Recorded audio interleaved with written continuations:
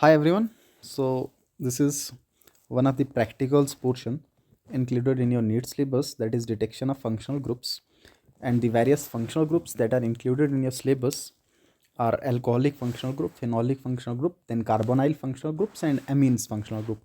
Now in this video we are going to consider the alcoholic and phenolic functional groups only कि कैसे आप distinguish कर पाएंगे, ये क्या डिफरेंट टेस्ट आपके पास हो सकते हैं एल्कोहल्स को और फिनोल्स को डिटेक्ट करने के लिए। ठीक है, तो इस वाली वीडियो में हम एल्कोहल और फिनोल्स की बात करेंगे। ऑलराइट, अच्छा, पहला जो मैंने लिख रखा है heading, that is test for alcohols. Alcohols के लिए आप कैसे टेस्ट कर सकते हैं। ठीक है, सो जो पहला टेस्ट मेंशन मैंने कर रखा है that is cerium ammonium nitrate test. इसको कैन टेस्ट भी पढ़ते हैं, that is cerium ammonium nitrate test, CAN test भी इसको पढ़ते हैं। ठीक है, अच्छा, जब कभी भी आपके पास कोई एल्कोहलिक कंपाउंड प्रेजेंट है और उस एल्कोहलिक कंपाउंड को अगर आप सीरियम अमोनियम नाइट्रेट के साथ ट्रीट कर दें तो आप ये देखेंगे कि आपके पास एक रेड कलरेशन का कॉम्प्लेक्स फॉर्म हो जाएगा।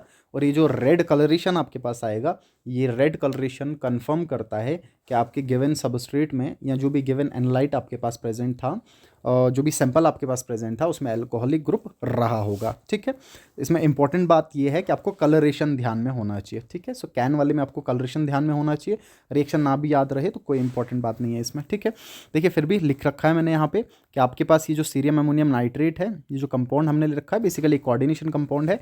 और आप एक और बात कंसिडर करना, यहाँ से ध्यान में रखना कि यहाँ पे जो सीरियम प्रेजेंट है वो आपका +4 ऑक्सीडेशन स्टेट में प्रेजेंट है। ऑलराइट, सीरियम +4 में प्रेजेंट है, प्लस साथ साथ में इस सवाल को इस तरीके से भी पूछता है कि बताइए कौन सा वाला ऐसा कॉम्प्लेक्स है जिसमें आपका रेयर अर्थ मेटल यूज़ होता है। तो उसमें एक बहुत बढ़िया नाम आपका कैन का आता है। सीरियम अमोनियम नाइट्रेट में सीरियम का यूज़ किया गया है और ये जो सीरियम आपका है ये F ब्लॉक का एलिमेंट है, 4F सीरीज़ का एलिमेंट है या रेयर अर्थ एलिमेंट आपका देखने को मिलेगा। अच्छा, ये जो आपका अमोनियम हेक्सा नाइट्रेटो सीरियम या हेक्सा नाइट्रेटो सीरेट जो आपके पास है, अगर आप मान लीजिए यूपीएससी में ना लिखना चाहें और सिंपली आप सीरियम अमोनियम नाइट्रेट पढ़ना चाहें, जब इसको अल्कोहल के साथ ट्रीट किया जाता है तो आपके पास कुछ इस तरीके का कॉम्प्लेक्स बनता है जिसका कोऑर्डिनेशन नंबर आप कंसिडर कर लें। सबस्ट्रेट में 6 था और आगे जो प्रोडक्ट आपके पास बन रहा है उसमें 7 कोऑर्डिनेशन नंबर आपको देखने को मिलेगा। सो ये आपका रेड कलर का कंपाउंड बनेगा। सो बेसिकली इंपॉर्टेंट बात इसमें ये है कि रेड कलरेशन आपको देखने को मिलेगा कैन के साथ में। रेड कलरेशन कंफर्म करता है प्रेजेंस ऑफ एल्कोहल। ठीक है, दूसरा टेस्ट जो बखूबी आप थ्योरेटिकल पोर्शन में भी पढ़ते हैं और आपको सबको ये चीज़ पता है, that is Lucas test. where Lucas test we treat different types of alcohols, or we can distinguish 1 degree alcohol, 2 degree and 3 degree on the basis of their reactivities। ठीक है, इनको ट्रीट किया जाता है कॉन्सेंट्रेटेड HCl के साथ in presence of anhydrous ZnCl2 and this mixture is known as Lucas reagent. इस पूरे मिक्सचर को लुकास रिएजेंट बोला जाता है। ठीक है, अब आपको ये पता है कि जो 1 डिग्री अल्कोहल है, 1 डिग्री अल्कोहल में रिएक्शन तो बहुत स्लो देखने को मिलता है और इवन रूम टेम्परेचर पे भी रिएक्शन देखने को नहीं मिलता। जस्ट बॉईल करने के बाद कहीं ना कहीं आपके पास टर्बिडिटी अपीयर हो सकता है। ठीक है, अच्छा देखिए जो मैंने लिख रखा है, मैंने टर्बिडिटी टर्म नहीं लिख रखी, मैंने लिख रखा है लेयर सेपरेशन टर्म लिख रखा। अब ये क्या चीज़ है मैं आपको बता दूं थोड़ा। जब आपने let's say we have this R2OH, और 2 डिग्री अल्कोहल लिख लेता हूँ मैं, let's say we have R2 and then CHOH, ये मैंने 2 डिग्री अल्कोहल ले लिया, प्लस इसको आप ट्रीट कर रहे हैं HCl के साथ इन प्रेजेंस ऑफ ZnCl2, ये आपको पता है। ठीक है, अच्छा इस पूरे रिएक्शन में होगा ये कि जो OH आपका है वो रिप्लेस हो जाएगा Cl से। ठीक है, तो आपके पास बनेगा कुछ इस तरीके से एल्काइल हैलाइड RX। कुल मिला के जो आपका ROH है वो आपका कन्वर्ट हो जाएगा RX में। ठीक है, अच्छा ये जो ROH आपका था, ये ROH बेसिकली HCl के सोल्यूशन में सॉल्युबल था। ये वाला आपका सॉल्युबल था, ये सॉल्युबल था, और ये जो RX बना ये इनसॉल्युबल है, ये RX आपका इनसॉल्युबल है। ठीक है, अब रिएक्शन अगर बहुत फास्ट हो, जैसे 3 डिग्री में रिएक्शन बहुत फास्ट होता है, तो आप ये देखेंगे कि फास्ट रिएक्शन जब होगा तो आपके पास ये जो ROH का लेयर था, ये ROH का लेयर और ये जो RX आपके पास बना, इसका लेयर एकदम से सेपरेट हो जाएगा। आपको एकदम से सेपरेशन देखने को मिलेगा, एकदम से टर्बिडिटी अपीयर होगा। ठीक है, लेकिन 1 डिग्री अल्कोहल में क्योंकि रिएक्शन बहुत स्लो होता है तो RX का फॉर्मेशन उतना फास्ट नहीं होता, तो लेयर सेपरेशन आपको देखने को नहीं मिलता, एक विजिबल चेंज आपको रूम टेम्परेचर पे देखने को नहीं मिलता। बट 2 डिग्री अल्कोहल में वही टर्बिडिटी या लेयर सेपरेशन या RX का फॉर्मेशन 1 से 5 मिनट में हो जाता है, और 3 डिग्री का इमिडिएटली आपको रिएक्शन देखने को मिल जाता है, टर्बिडिटी इमीडिएटली अपीयर आपका हो जाता है। ठीक है, सो लुकास टेस्ट है, लास्ट ईयर भी इस पर सवाल था नीट में, ये बहुत सिंपल सा है, आपको इसका ऑलरेडी पता है। अच्छा, तीसरा टेस्ट जो आपके पास है आइडोफॉर्म टेस्ट।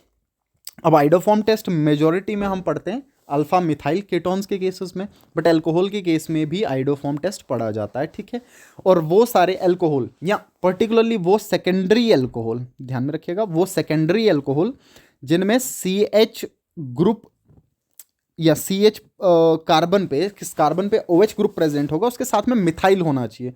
सो बेसिकली आपका 2 पे हाइड्रोक्सी या 2 पे ओल होना ज़रूरी है, ये ध्यान रखिएगा, 2 पे ओल होना कंपलसरी है। अगर आप अल्कोहल्स की बात कर रहे हैं तो सेकेंडरी अल्कोहल में 2 पे अगर ओल प्रेजेंट होगा या इस फॉर्म में अगर आपको अल्कोहल देखने को मिले तो इसमें आइडोफॉर्म टेस्ट की पॉसिबिलिटी बनती है, और जिसमें एक बहुत अच्छा नाम आपका इथेनॉल का देखने को मिल जाता है। ये जो आपका CH3 CH2OH है, ये इथेनॉल आप देखेंगे जब इसको आप बना लेंगे तो ये जो C के साथ में OH है, इसी के साथ में आपको एक CH3 ग्रुप भी देखने को मिल जाएगा। तो बेसिकली जिस कार्बन पे OH है उस कार्बन पे एक मिथाइल ग्रुप होना ज़रूरी है। ठीक है, तो उस टाइम पे अगर आप इसको सोडियम हाइपोआयोडाइड के साथ ट्रीट कर लें या I2 और NaOH के साथ ट्रीट कर लें तो आपको देखने को मिलेंगे येलो पिपेटीज आइडोफॉर्म के। सो आइडोफॉर्म के येलो पिपेटीज आपको इजिली देखने को मिल जाएंगे। ठीक है, अच्छा, यहाँ पर मैंने सवाल की फॉर्म में लिख रखा है कि इथेनॉल और प्रोपेन 1-नोल में अगर आप डिस्टिंग्विश करना चाहें तो कैसे कर सकते हैं। ठीक है, अब क्योंकि दोनों के दोनों 1 डिग्री वाले अल्कोहल हैं, तो 1 डिग्री वाले अल्कोहल तो लुकास की बेसिस पे आप डिस्टिंग्विश कर नहीं पाएंगे, और कैन टेस्ट भी दोनों के दोनों दे देंगे क्योंकि दोनों अल्कोहल हैं। फिर इन दोनों को डिस्टिंग्विश करने के लिए जो आपके पास ऑप्शन बचता है दैट इज आइडोफॉर्म टेस्ट। तो आपके पास होगा आइडोफॉर्म टेस्ट। ऐसा इसलिए क्योंकि इथेनॉल आपका आइडोफॉर्म टेस्ट दे देगा बट प्रोपेनॉल आपका आइडोफॉर्म टेस्ट नहीं देगा। सो ये पॉजिटिव आइडोफॉर्म टेस्ट देगा और ये नेगेटिव आइडोफॉर्म टेस्ट दे देगा। ठीक है, सो इन दोनों में अंतर इस बेसिस पे किया जा सकता है। ठीक है, अच्छा, उसके बाद नंबर 4 टाइप का जो टेस्ट आपको देखने को मिलेगा that is Victor Meyer test. ठीक है, सो विक्टर मेयर टेस्ट भी 1 डिग्री 2 डिग्री और 3 डिग्री अल्कोहल्स में अंतर करने के लिए यूज होता है, डिस्टिंग्विश करने के लिए यूज हो जाता है। ठीक, अच्छा, विक्टर मेयर टेस्ट में आप क्या करते हैं, बेसिकली आपको सैंपल लेना है, सैंपल अल्कोहल जो 1 डिग्री भी हो सकता है, 2 डिग्री भी और 3 डिग्री भी। ठीक है, अच्छा, 1 डिग्री वाला अल्कोहल, 2 डिग्री और 3 डिग्री अल्कोहल में आप करते क्या है, बेसिकली इनको ट्रीट कर देते हैं सबसे पहले फास्फोरस और आयोडीन के साथ, और उसके बाद ट्रीट किया जाता है इनको सिल्वर नाइट्राइट के साथ, और उसके बाद नाइट्रस एसिड के साथ ट्रीट करना पड़ता है, और लास्ट में जाके आप इनको डिजोल्व करते हो KOH में। अब इस पूरी रिएक्शन में आपको ये जो देखने को मिलेगा, ठीक है, यहाँ पे मैंने लिख रखा, आप इस तरीके से इसको देख सकते हैं कि जो 1 डिग्री अल्कोहल आपका है, सबसे पहले इसको फास्फोरस और आयोडीन के साथ ट्रीट किया जाता है और कुछ इस तरीके से आपके पास अल्काइल आयोडाइड्स का फॉर्मेशन देखने को मिलेगा। अच्छा, उसके बाद AgNO2 के साथ ट्रीट किया जाता है, फिर I आपका NO2 से रिप्लेस हो जाता है, फिर आप नाइट्रस एसिड के साथ ट्रीट कर देते हैं, और नाइट्रस एसिड के साथ ट्रीट करने पे ये जो आपका NOH ग्रुप है ये जाके कार्बन के साथ अटैच हो जाता है और वाटर मॉलिक्यूल हट जाता है, बेसिकली कंडेंसेशन हो जाता है। यहाँ पे इंपॉर्टेंट पॉइंट ये है कि जो आपका 1 डिग्री अल्कोहल था या जो प्राइमरी अल्कोहल था, प्राइमरी अल्कोहल में आपको देखने को मिलेगा नाइट्रोलिक एसिड का फॉर्मेशन। दिस इज इंपॉर्टेंट कि प्राइमरी अल्कोहल में नाइट्रोलिक एसिड बनेगा। सो प्राइमरी अल्कोहल में नाइट्रोलिक एसिड का फॉर्मेशन आपको देखने को मिलेगा। ठीक है, अच्छा, सेकेंडरी अल्कोहल में इस पूरी प्रक्रिया में पहले फास्फोरस और आयोडीन के साथ ट्रीट कर दिया, फिर AgNO2 के साथ, फिर HNO2 के साथ, आपके पास फॉर्मेशन देखने को मिलेगा सेकेंडरी अल्कोहल में सीडोनाइट्राइल का। सो सेकेंडरी अल्कोहल में फॉर्मेशन होगा सीडोनाइट्राइल, सीडोनाइट्राइल का फॉर्मेशन आपको देखने को मिल जाएगा। ठीक है, और तीसरे वाले केस में आप देखेंगे, तीसरे वाले केस में ये जो आपके पास नाइट्रस एसिड के साथ ट्रीट करने पे प्रोडक्ट प्राइमरी और सेकेंडरी में बन रहा था, 3 डिग्री वाले में ऐसा कुछ रिएक्शन देखने को नहीं मिलता। ठीक है, तो यहाँ पे कोई भी रिएक्शन आपको देखने को नहीं मिलता। अच्छा, उसके बाद ये जो नाइट्रोलिक एसिड आपके पास बना, जब इस नाइट्रोलिक एसिड को आप KOH में डिजोल्व करते हो तो आप देखोगे एकदम से आपके पास रेड ब्लड कलर आ जाएगा, और ये रेड ब्लड कलर कंफर्म करता है कि आपके पास प्राइमरी अल्कोहल रहा होगा।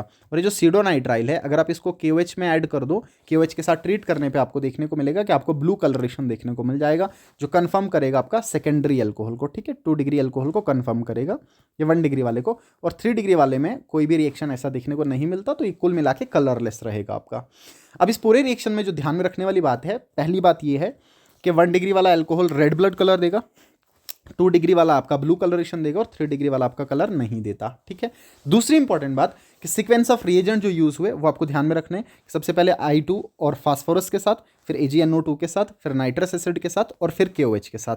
और तीसरी इंपॉर्टेंट बात कि जो नाइट्रोलिक एसिड किस में बनेगा, सिडोनाइट्राइल किस में बनेगा, ये इंपॉर्टेंट आपको ध्यान में रखना है। सो नाइट्रोलिक एसिड आपका 1 डिग्री अल्कोहल में बनेगा, जिसका स्ट्रक्चर आप ध्यान में रख लीजिए। मे बी इसके स्ट्रक्चर पे भी सवाल पूछ ले कि बताइए जो रेड ब्लड कलर बन रहा है वो किस कंपाउंड की वजह से, उसका स्ट्रक्चर बता दीजिए। तो आपको स्ट्रक्चर ध्यान में होना चाहिए। ये आपका स्ट्रक्चर है नाइट्राइल का। और उसके बाद सिडोनाइट्राइल किस में देखने को मिलेगा, किस टाइप ऑफ अल्कोहल में, उसके डिस्टिंग्विश टेस्ट में देखने को मिलेगा, इसका भी थोड़ा आपको ध्यान में होना चाहिए। ठीक है, तो ये आ जाएगा आपका विक्टर मेयर टेस्ट। सो ये टेस्ट जो थे आपके, ये आ गया आपके अल्कोहल्स के टेस्ट। कौन कौन सा टेस्ट आ गया, पहला आ गया कैन टेस्ट, दूसरा आ गया आपका लुकास टेस्ट, तीसरा आ गया आइडोफॉर्म टेस्ट, जो उतना फेमस नहीं है अल्कोहल्स के केसेस में, बट स्टिल कुछ केसेस में, कुछ अल्कोहल के केसेस में जहाँ पे सी के ऊपर OH और साथ में मिथाइल ग्रुप प्रेजेंट हो, आइडोफॉर्म टेस्ट इंपॉर्टेंट हो जाता है। और उसके बाद आपका विक्टर मेयर टेस्ट आ जाता है, राइट। अच्छा, इसके बाद जो नेक्स्ट है आपके पास, that is a test for phenolic group. So phenolic group के लिए आप टेस्ट हम देखेंगे। सो फिनोलिक ग्रुप के लिए सबसे पहले इंपॉर्टेंट टेस्ट आपको देखने को मिलेगा न्यूट्रल FeCl3 टेस्ट। अच्छा, अगर आपके पास फिनोलिक ग्रुप किसी कंपाउंड में प्रेजेंट हो और आप उसको FeCl3 के साथ ट्रीट कर दें, तो आपको डिफरेंट कलरेशंस देखने को मिल जाते हैं, जिनमें से बहुत फेमस कलरेशन आपका वायलेट है। दो वायलेट के अलावा ब्लू कलरेशन भी आपको देखने को मिल जाता है बहुत सारे केसेस में, और ग्रीन कलरेशन भी आपको देखने को मिलता है। ठीक है। अच्छा, पर्टिकुलरली जब आप फिनोल के केसेस में बात करोगे, जब फिनोल को FeCl3 के साथ ट्रीट किया जाए तो आपके पास एक वायलेट कलर का कंपाउंड बनेगा। ठीक है, एक वायलेट कलर का कंपाउंड बनेगा कुछ इस तरीके से, जिसमें आप ये देखेंगे कि आपका ये जो फिनोक्साइड आयन है, इस फिनोक्साइड आयन के 6 मोल आयरन के साथ कोऑर्डिनेट कर जाते हैं कोऑर्डिनेशन नंबर 6 में। तो इस पूरे कॉम्प्लेक्स का कोऑर्डिनेशन नंबर कितना मिलेगा आपको, 6। ध्यान में रखनी है, सारी बातें ध्यान में रखना। कोऑर्डिनेशन नंबर आपको 6 देखने को मिलेगा, और जो आयरन है उसका ऑक्सीडेशन स्टेट आपको +3 देखने को मिल जाएगा। ठीक है।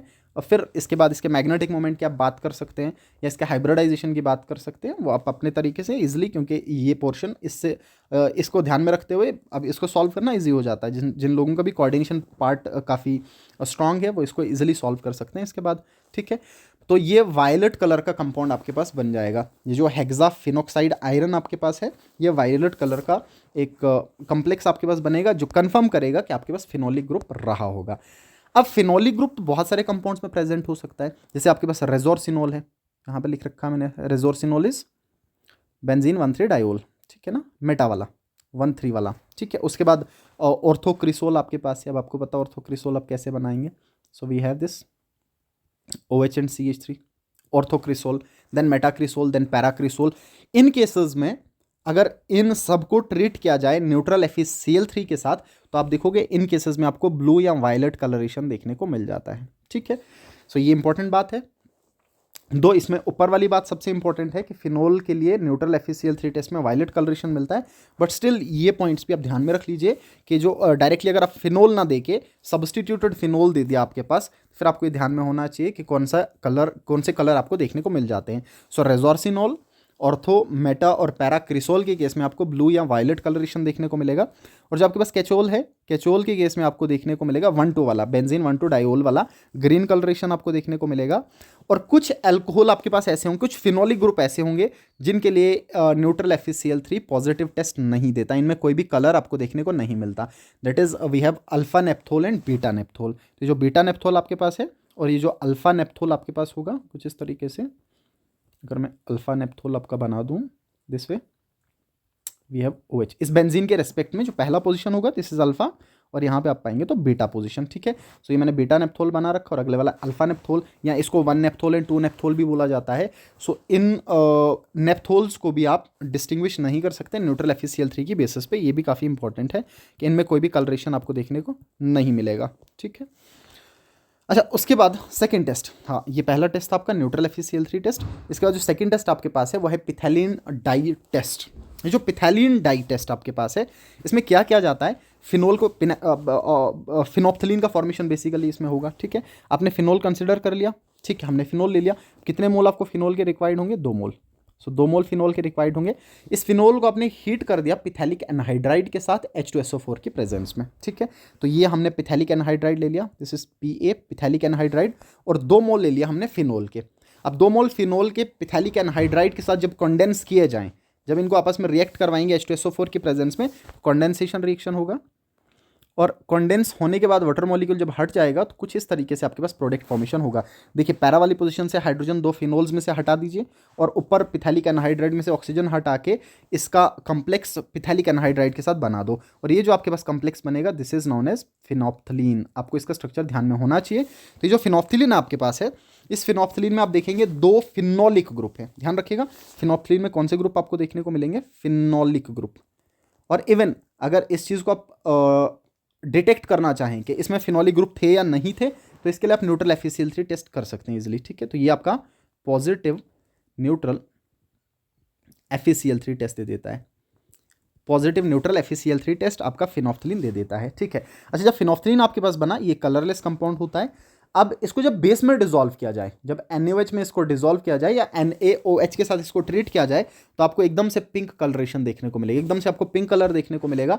एक फ्लोरिसेंट कंपाउंड का फॉर्मेशन होगा जिसको आप फ्लोरिसीन बोलते हैं, ठीक है। तो एक फ्लोरिसेंट कंपाउंड, एक इंटेंस पिंक कलर का कंपाउंड आपके पास बनेगा बेस के साथ ही, ध्यान में रखिएगा, बेस के साथ, बेस के साथ, एसिड के साथ नहीं, बेस के साथ, ठीक है। तो उसके बाद जब हमने इसको बेस में डिसॉल्व किया, तो बेस में डिसॉल्व करने के बाद आपके पास एक पिंक कलर का कंपाउंड, काफ़ी फ्लोरिसेंट कंपाउंड जिसको फ्लोरिसिन भी आप बोलते हैं, कुछ इस तरीके से फॉर्मेशन देखने को आपको उसका मिल जाएगा, ठीक है। अब इसको याद कैसे रखेंगे? ये जो ऊपर आपके पास था, जो गिवन फिनोप्थलीन आपने जो बनाया, इस फिनोप्थलीन में से आप इस बॉन्ड को ब्रेक करेंगे, और बॉन्ड को ब्रेक करने के बाद ये जो C डबल बॉन्ड O और O है, ये आपने अलग लिख लिया, दैट इज COO नेगेटिव, देख पा रहे हैं आप यहाँ पे COO नेगेटिव के फॉर्म में मैंने इसको लिख दिया, ठीक है। अब उसके बाद इस कार्बन से बच गए 2 ग्रुप। अब इन दोनों ग्रुप में से आप दोनों प्रोटॉन्स को हटा दीजिए, यहाँ से भी प्रोटॉन हटा दीजिए क्योंकि आपने बेस में ऐड कर रखा है, और यहाँ से भी प्रोटॉन को हटा दीजिए। जब यहाँ से प्रोटॉन हटाया तो मैंने इसके ऊपर O नेगेटिव लिख दिया, और जब अगले वाले से मैंने प्रोटॉन हटाया तो जो O के ऊपर नेगेटिव था उसको मैंने रेजोनेट करवा दिया, और रेजोनेट करने के बाद कुछ इस तरीके से आपके पास ये कंपाउंड फॉर्म होगा जो कि पिंक कलरेशन आपको दे देगा, ठीक है। सो एक पिंक कलर का कंपाउंड, आपको जस्ट एक आइडिया याद रखिएगा, ऐसा ज़रूरी नहीं है कि आपको एक कंपाउंड का स्ट्रक्चर पूछ ले, बट स्टिल जस्ट एक आइडिया आपको ध्यान में होना चाहिए रफली सा कि हाँ ऐसा कुछ कंपाउंड आपके पास बन जाएगा, ठीक है। सो यह आ जाएगा आपका पिथैलीन डाई टेस्ट। अच्छा, उसके बाद नंबर नेक्स्ट टेस्ट जो आपके पास है, अच्छा उससे पहले मैं यहाँ पे आपको दिखा दूँ थोड़ा सा, ये जो पिथैलीन डाई टेस्ट आपके पास है, ये जो फिनोप्थलीन का जो फॉर्मेशन आपके पास हुआ, ये फिनोप्थलीन एक बहुत अच्छा इंडिकेटर होगा। ये फिनोप्थलीन आपका एसिड बेस इंडिकेटर भी होता है, उसको मैं थोड़ा सा इस वाले पोर्शन में ये लगता नहीं, बट स्टिल थोड़ा आइडिया रख लीजिएगा कि जो आपके पास फिनोप्थलीन बना, ये फिनोप्थलीन एक बहुत अच्छा इंडिकेटर होगा। अच्छा, ये इंडिकेट करता है कि आपके पास जो गिवन सैंपल होगा वो एसिडिक होगा या बेसिक होगा। वो कैसे? कि अगर pH 0 से 3 हो, मान लीजिए आपने ऐसे कम्प्लेक्स के साथ इसको ट्रीट कर दिया, या ऐसे सैंपल में डिसॉल्व कर दिया, ऐसे सैंपल के साथ ट्रीट कर दिया जो एसिडिक सैंपल हो, जो कैसा हो? एसिडिक हो, और एसिडिक भी कैसा? स्ट्रांगली एसिडिक, क्योंकि pH 0 से 3 है। तो उस टाइम पे ऑरेंज कलरेशन दिखा देगा, उस टाइम पे एकदम से ऑरेंज कलर आपको देखने को मिल जाएगा, ठीक है। ये ड्रॉप वाइज आप फिनोप्थलीन डाल रहे हैं यहाँ पे। अच्छा, उसके बाद अगर वीक एसिडिक हो, अगर वीक एसिडिक हो, that is almost two neutral, तो ये कलरलेस होगा। सिमिलरली अगर आपके पास स्ट्रॉन्ग बेसिक हो, अगर आपके पास स्ट्रॉन्गली बेसिक हो, तो स्ट्रॉन्गली बेसिक में भी ये कलरलेस हो जाएगा। दैट मीन्स जब आप एक्सेस में NaOH ऐड करेंगे, अगर आपने एक्सेस में NaOH ऐड कर रखा है तो आप देखेंगे ये कलरलेस हो जाएगा। इवन जो आपने ऊपर देखा, ये जो आपने बनाया ये पिंक कलर, अगर इसी को मैं एक्सेस ऑफ NaOH में ऐड कर दूं, अगर इसी को मैं एक्सेस ऑफ NaOH में ऐड कर दूं, उस टाइम पे इसका कलर खत्म हो जाएगा और ये कलरलेस हो जाएगा, उस टाइम पे कलरलेस हो जाएगा, ठीक है। अच्छा, उसके बाद अगर आपके पास वीकली बेसिक है, अगर वीक बेसिक मीडिया है, या जो आपके OH नेगेटिव का कॉन्सेंट्रेशन है वो काफ़ी कम है, उतना ज़्यादा नहीं है, डाइल्यूटेड फॉर्म में है, तो उस टाइम पे आपको पिंक कलरेशन देखने को मिल जाएगा, ठीक है। उस टाइम पे आपको पिंक कलर इजिली देखने को मिल जाएगा, ओके। अच्छा, इसी चीज़ को ध्यान में रखते हुए यहाँ पे मैंने कुछ और चीज़ें ऐड कर रखी हैं, ठीक है। आप चाहो तो इनको भी रफली ध्यान में रख लीजिएगा कि different colours phenolphthalein phthalein dye test में आपको जो देखने को मिलेंगे फिनोलिक ग्रुप के, ठीक है। जब आप पिथैलीन डाई टेस्ट करेंगे तो डिफरेंट फिनोलिक ग्रुप या different phenolic compounds different type के कलर्स प्रोवाइड करते हैं। जैसे मान लीजिए आपने फिनोल पे ये टेस्ट किया तो आपको पता है फिनोल पे पिंक, आपको रेडिश पिंक कलर देखने को मिलेगा, पिंक कलर आपको देखने को मिलेगा, ठीक है। अच्छा, अगर आपने क्रिसोल पे यही किया तो आपको रेड कलरेशन देखने को मिल जाएगा। मेटाक्रिसोल पे आपको ब्लू या वायलेट कलरेशन देखने को मिल जाता है, और अल्फा नेप्थोल और बीटा नेप्थोल में इस बेसिस पे आप अंतर कर सकते हैं, क्योंकि 1 नेप्थोल या अल्फा नेप्थोल में आपको ग्रीन मिलेगा और बीटा नेप्थोल में या 2 नेप्थोल में आपको फैंट ग्रीन कलर देखने को मिल जाएगा।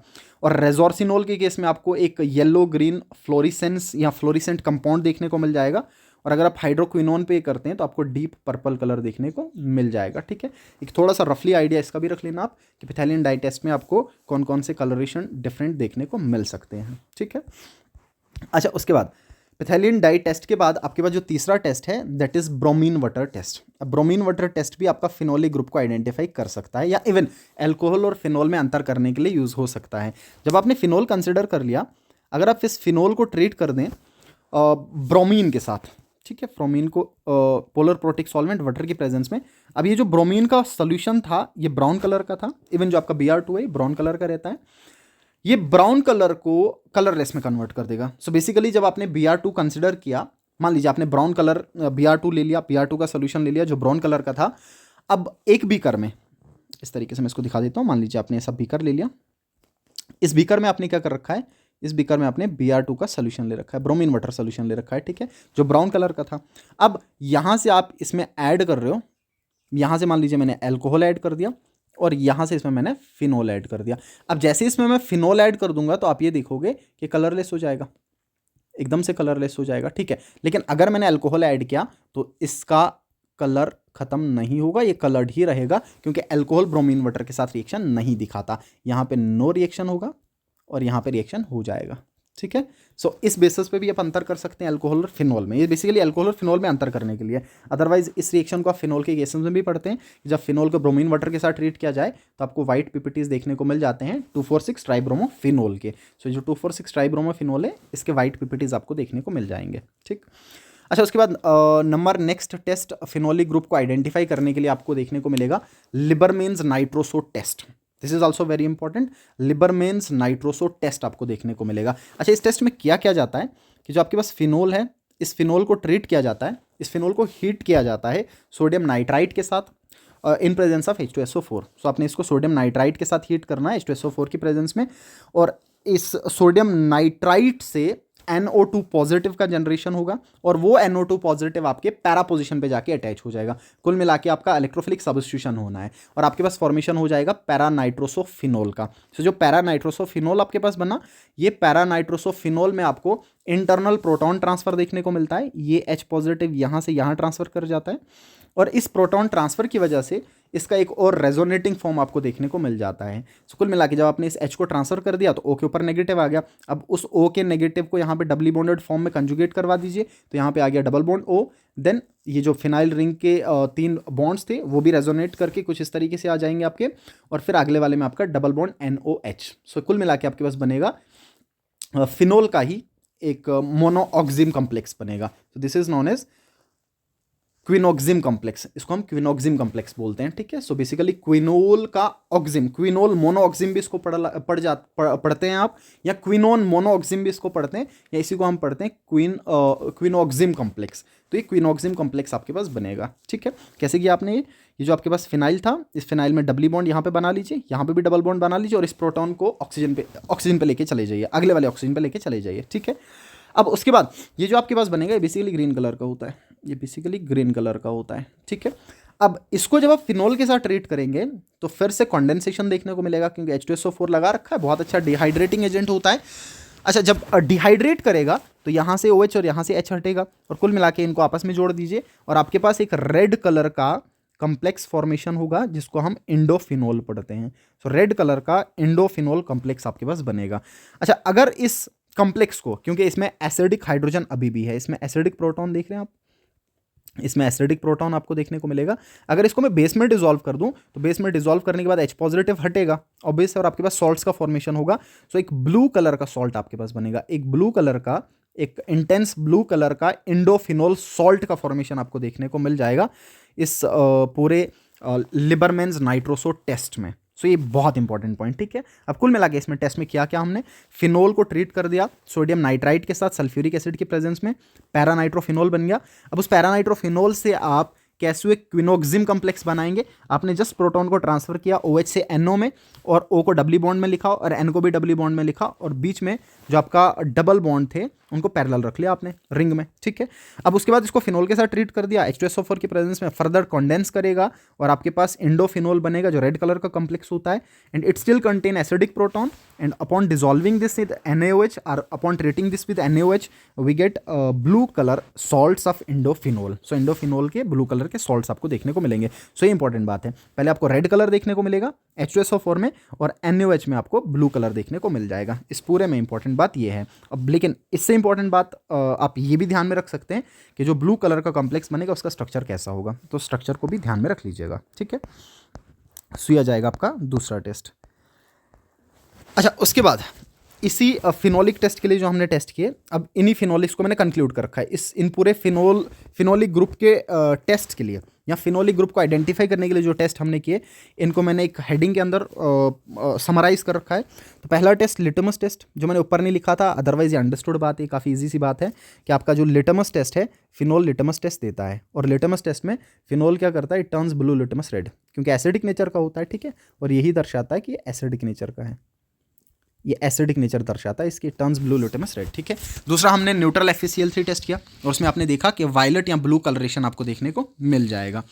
उसके बाद हमने लिबरमेंस नाइट्रोसो टेस्ट किया या लिबरमेंस टेस्ट किया, जिसमें आपने देखा कि एक इंटेंस ब्लू कलर का कंपाउंड आपके पास बनेगा, ठीक है। ये इंपॉर्टेंट बात, यहाँ पे इंटेंस ब्लू कलर का कंपाउंड बनेगा, इंटेंस ब्लू कलर का कंपाउंड। ऊपर वाले केस में आपको वायलेट या ब्लू कलरेशन देखने को मिल जाएगा, ठीक है। और इससे ऊपर वाले में आप देखेंगे कलर चेंज, ब्लू से रेड कलरेशन में चेंज देखने को आपको मिल जाएगा, ठीक है। अच्छा, उसके बाद ब्रोमीन वाटर टेस्ट भी हमने देखा। अब ब्रोमीन वाटर टेस्ट में हमने क्या किया, जो आपका ब्रोमीन वाटर टेस्ट था, इस ब्रोमीन वाटर टेस्ट में वाइट पिपिटीज का फॉर्मेशन, या जो आपका ब्राउन कलर का ब्रोमियम था, Br2 था, वो कलरलेस हो जाएगा। और उसके बाद हमने पिथेलिन डाई टेस्ट देखा, और पिथेलिन डाई टेस्ट में आपने देखा कि पिंक कलर का सोल्यूशन आपको देखने को मिलेगा, जो कंफर्म करता है प्रेजेंस ऑफ फिनोलिक ग्रुप, ठीक है। इन सब पॉइंट्स का जो कंक्लूजन है वो ये वाला पोर्शन आपका है, ठीक है। मैं इसको हाईलाइट कर देता हूँ थोड़ा, यहाँ पे वाइट प्रेसिपिटेट्स आपको देखने को मिल रहे हैं, ठीक है, और यहाँ पे पिंक कलरेशन,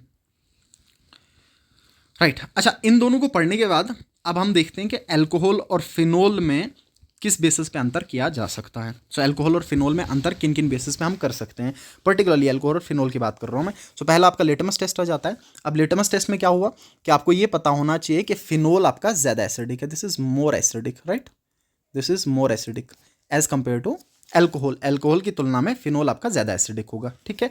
सो फिनोल क्या कर देगा, it turns blue litmus red, ये ब्लू लिटमस को रेड में कन्वर्ट कर देगा, क्योंकि इसका एसिडिटी ज़्यादा अल्कोहल से ज़्यादा एसिडिक ये होता है, ठीक है। बट अल्कोहल इतने एसिडिक नहीं होते कि लिटमस पेपर पे कोई भी इफेक्ट दिखा सकें, ठीक है। तो ये पहला है डिस्टिंग्विश टेस्ट, जिस बेसिस पे आप फिनोल और अल्कोहल में अंतर कर सकते हैं। अच्छा, दूसरा जो था आपका न्यूट्रल FeCl3 टेस्ट। अब आपने ये देखा कि न्यूट्रल FeCl3 टेस्ट में फिनोलिक ग्रुप को डिटेक्ट करने के लिए जब न्यूट्रल FeCl3 के साथ ट्रीट किया जाता है, तो पर्टिकुलरली फिनोल में आपको वायलेट कलर मिलता है, अदरवाइज आपको वायलेट, ग्रीन या ब्लू कलरेशन देखने को मिलेगा, जो हमने ऊपर ही देखा रेजोरसिनोल के केस में या कैचोल के केस में, ऑर्थो पैरा या मेटा क्रिसोल के केस में, ठीक है, डिफरेंट कलरेशंस देख लिया हमने। बट अल्कोहल में कोई भी न्यूट्रल FeCl3 टेस्ट नहीं होता, इसको मैं क्रॉस कर रहा हूँ, इसको भी मैं क्रॉस कर रहा हूँ, ये न्यूट्रल FeCl3 टेस्ट नहीं देता। अच्छा, तीसरा आपका ब्रोमीन वाटर टेस्ट था। ब्रोमीन वाटर टेस्ट में हमने देखा अल्कोहल आपका ब्राउन कलर के ब्रोमीन को जब उसके एक्वस सोल्यूशन के साथ ट्रीट किया जाए तो उसको कलरलेस कर देता है, वाइट कलर में कन्वर्ट हो जाता है। 2,4,6 ट्राइनाइट्रोफिनोल के वाइट पिपिटीज आपको देखने को मिलते हैं, वाइट कलरेशन आपको देखने को मिलता है, या इवन कलरलेस, या वाइट कोई कलर भी नहीं है, ठीक है ना, कलरलेस है। और अल्कोहल में एज सच कोई रिएक्शन देखने को नहीं मिलता, अल्कोहल Br2 के साथ रिएक्शन नहीं दिखाता, ठीक है। अच्छा, उसके बाद कपलिंग रिएक्शन, ये ऊपर नहीं आया, बट इसको अब जनरली एमीन्स में डायजोनियम सॉल्ट्स में पढ़ लेते हैं, ठीक है। अब आपको ये पता है कि जब कभी भी आप फिनोल को डायजोनियम क्लोराइड के साथ, बेंजीन डायजोनियम क्लोराइड के साथ ट्रीट करो तो आपके पास एक एजोडाई बन जाता है, ठीक है ना, that is para hydroxy azobenzene. अगर आपको ध्यान में हो, यहाँ पे आपके पास बनता है पैरा हाइड्रोक्सी एजोबेंजीन, राइट, ये आपको ऑलरेडी पता है, आप इसको थ्योरेटिकल पोर्शन में भी पढ़ते हैं। सो पैरा हाइड्रोक्सी एजोबेंजीन पढ़ते हैं, और इसको कैसे याद रखा जाता है, इसका कलर काफ़ी इंपॉर्टेंट है, तो इसको याद रखने के लिए आप इस फिनोलिक ग्रुप में जो O है ना, इसको ध्यान में रखते हैं, ठीक है। येलो कलर का डाई बनता है, पर्टिकुलरली यहाँ पे बनेगा आपका येलो डाई का फॉर्मेशन। दो यहाँ पे इसने डिफरेंट लिख रखे हैं, बट ध्यान में रखिएगा फिनोल के केस में पर्टिकुलरली जब बेंजीन डायजोनियम सॉल्ट के साथ इसको ट्रीट किया जाए तो जो एजोडाई आपके पास बनता है वो येलो कलर का होता है, ठीक है। फिनोलिक ग्रुप में ओ याद रख लेना, OH, और ओ से, अच्छा सॉरी ओ था ना फिनोलिक ग्रुप में, सॉरी ओ था ना, सो ऑरेंज कलर का dye, orange, not yellow, orange. Yellow आपका देखने को मिल जाता है जब एनालिन के साथ ट्रीट कर लें, ठीक है ना। यहाँ पे ऑरेंज, सॉरी यहाँ पे ऑरेंज देखने को मिलेगा। ओ से याद रख लेना, OH से, ओ से ऑरेंज कलर, ठीक है। सो कपलिंग रिएक्शन पे भी आप डिस्टिंग्विश कर सकते हैं। अच्छा, एल्कोहल में एज सच कोई कपलिंग देखने को नहीं मिलता, बेंजीन डायजोनियम सॉल्ट के साथ एल्कोहल कोई कपलिंग रिएक्शन नहीं दिखाता, ठीक है। और यहाँ पे कपलिंग होगा, और एल्कोहल या फिनोल के केस में, पर्टिकुलरली फिनोल के केस में जब बेंजीन डायजोनियम सॉल्ट के साथ ट्रीट किया जाए तो पैराहाइड्रोक्सी एजोबेंजीन बनेगा जो ऑरेंज कलर का डाई होता है। अच्छा, उसके बाद NaOH के साथ, ये भी काफ़ी इंपॉर्टेंट पॉइंट है, ये भी बहुत इंपॉर्टेंट पॉइंट, NaOH सोल्यूशन के साथ आप देखेंगे फिनोल NaOH के सोल्यूशन के साथ रिएक्ट करता है और सॉल्ट बना लेता है, ठीक है। लेकिन अल्कोहल ऐसा रिएक्शन नहीं दिखाता। ऐसा इसलिए क्योंकि अल्कोहल बहुत वीक एसिडिक है, ये बहुत वीक एसिड है, और वीक एसिड होने के कारण ये H पॉजिटिव डोनेट करने की क्षमता नहीं रखता, ये इजिली H पॉजिटिव डोनेट नहीं करता। तो NaOH एक बेस है, और ये बेस के साथ NaOH एक स्ट्रॉन्ग बेस है, ये स्ट्रॉन्ग बेस के साथ रिएक्शन नहीं दिखाता, H पॉजिटिव उसको डोनेट नहीं करता। तो इस बेसिस पे भी आप अंतर कर सकते हैं फिनोल और एल्कोहल में, कि फिनोल NaOH के साथ रिएक्ट करता है बट एल्कोहल नहीं करता। और लास्ट आ गया आपका लिबरमेंस टेस्ट, ये हमने ऊपर ही पढ़ लिया कि एल्कोहल में ये टेस्ट देखने को नहीं मिलता, लेकिन फिनोल में ये टेस्ट होगा। और फिनोल में इस टेस्ट पे अब पूरा सीक्वेंस में मैंने बता दिया कि आपको क्या देखने को मिल जाएगा, एक इंटेंस ब्लू कलर आपको देखने को मिल जाता है, ठीक है। सो ये आपके टेस्ट हैं एल्कोहल और फिनोल वाले। तो नेक्स्ट वीडियो में बाकी वालों की बात करेंगे हम, ठीक है। Thank you so much for watching.